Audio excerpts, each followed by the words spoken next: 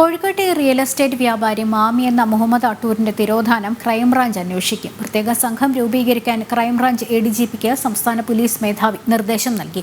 Case സിബിഐക്ക് വിടണം എന്ന കുടുംബത്തിന്റെ ഹർജി ഹൈക്കോടതി പരിഗണിക്കാനിരിക്കെയാണ് നടപടി.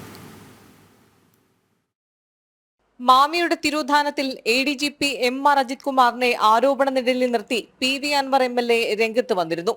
പിന്നാലെ കേസിൽ സിബിഐ അന്വേഷണം ആവശ്യപ്പെട്ട് മാമിയുടെ കുടുംബം ഹൈക്കോടതിയിൽ ഹർജിയും നൽകി.